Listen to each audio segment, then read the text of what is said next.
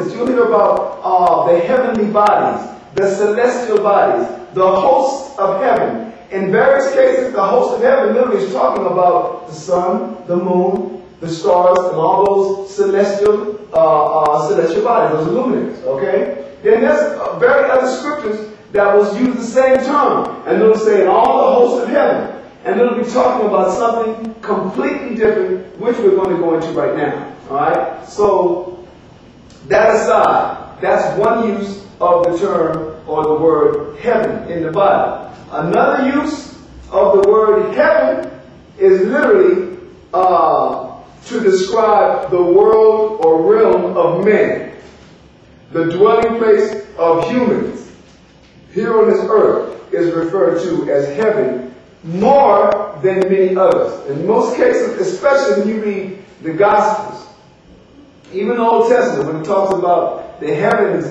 the foundations of the heavens being shaken, the Most High is not saying He's going to shake up the sky, shake up the stars. So we're going to find out what it's talking about. We're going to begin with Matthew chapter 11. Is that where we're going? Yeah. Matthew chapter 11, starting at verse 11. Go ahead, brother. Matthew chapter 11, verse 11. Verily I say unto you, among them that are born of women. Now this we find in Matthew chapter 11, Christ, Yahweh himself, speaking. And he's getting ready to drop some information on his disciples and those that were listening about John the Baptist. Read on, read it again. Verily I say unto you, among them that are born of women, there have not risen a greater than John the Baptist. Among ye, in other words, when he said among ye that are born of women, he said in Israel, in other words, out of all the people that were born of women, nobody was as great as this man John the Baptist. Go ahead. Notwithstanding, he that is least in the kingdom of heaven is greater than he. He that is least, in other words, it's saying how can I put it? The least significant person in the kingdom of heaven that Christ was talking about is going to be greater than John the Baptist. I'm going to show you something. He's going to show you this is not talking about, quote, the first use of heaven that we were just speaking of concerning the skies. For the most part, the Christian doctrine has left us with the understanding, left us with the false impression that when you die, you go to this place where where you get to be with the Heavenly Father, and that's what the kingdom is about. Let me say this. There is a spiritual realm, and it is one of the uses of the word heaven. But that's not what this is talking about just yet. So we're going to get to that. Read that one more time. Matthew chapter 11 and verse 11 again. Verily I say unto you, among them that are born of women, there have not risen a greater than John the Baptist. Notwithstanding, he that is least in the kingdom of heaven is greater than he. He that is least, the least important person, the least significant person is going to be greater in the kingdom of heaven than John the Baptist was during the days of Christ. Now we're going to show you something about this kingdom that he's talking about. Go ahead. Verse 12. Verse 12. And from the days of John the Baptist until now, the kingdom of heaven suffereth violence. Now, this is something that Christ was dropping on us. From the days of John the Baptist, meaning from the time that John the Baptist began to preach in the wilderness by the Jordan River, preparing the people for the coming of Christ, he said from that time up until the time that Christ was standing here preaching, he said that the kingdom of heaven suffereth violence. Go ahead. Read it again. Verse 12. And from the days of John the Baptist until now, the kingdom of heaven suffereth violence, and the violent take it by force. Now, is that referring to the ozone layer or that atmospheric barrier that the Most High put around the earth? No, nobody's taking that by violence. Is it talking about the realm where the Most High dwells? Who can go and take the Most High's domain? So when it says the kingdom of heaven suffered violence, it's not talking about that. It's talking about the kingdom of heaven in this instance that Christ was referring to is literally talking about the nation of Israel. Okay? And the nation of Israel at the time of Christ, during the time of John the Baptist and beyond, was undergoing military occupation by the Roman Empire. And he's saying they were being taken by force. Now I'm going to prove that. What we're going to do is we're going to go to St. John. This is what we're going to deviate a little bit. St. John chapter 11.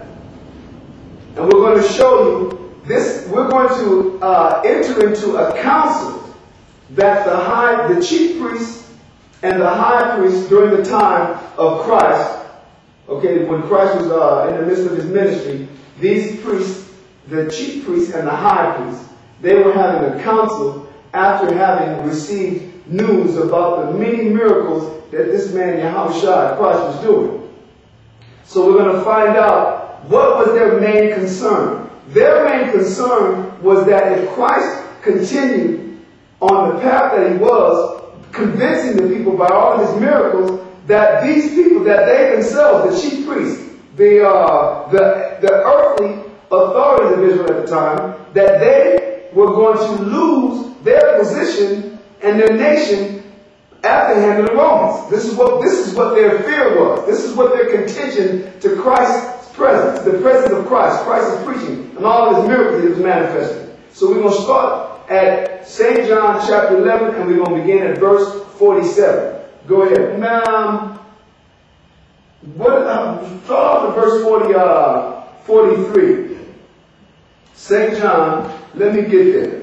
I might want you to start even earlier than that. Because what I want to show is that this was in the midst of a miracle that Christ had just raised up a man named Lazarus from the dead. He had been, and by the time Christ got to him, was able to resurrect him, he had been dead for 4 days.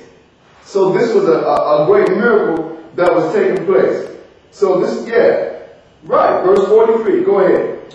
And when he thus had spoken, he cried with a loud voice, Lazarus, come forth. And he that was dead came forth, bound hand and foot with grave clothes. Yes, bound hand and foot with grave clothes. In other words, there was a type of dress that we buried our dead in the ancient days. So he was bound hand and foot and was put in grave clothes. Clothes for the grave, in other words. Go ahead. And his face was bound about with a napkin. Jesus saith unto them, loose him and let him go. Christ had popped up, like I said, he had already been dead for 4 days. Okay, go ahead. Then many of the Jews which came to Mary and had seen the things which Jesus did, believed on him. So now this is the point of we had to read this so that you can see what the council that we're getting ready to read that took place among the chief priests, what they were, what the issue was, what the great concern was. This man that did another miracle. Go ahead. Verse 46.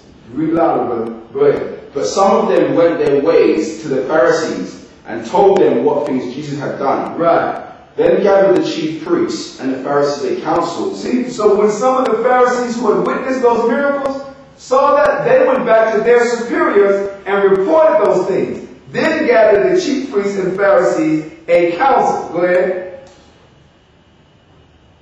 And said, what do we? For this man doeth many miracles. If we let him thus alone, all men will believe on him. And the Romans shall come and take away both our place and nation. And the Romans shall come and take away both our place and nation. Now stop right there. Because what we just read in Matthew chapter 11 and verse 12 was that, and from the days of John the Baptist up until now, meaning the time that Christ was speaking, the kingdom of heaven suffereth violence, and the violence take it by force.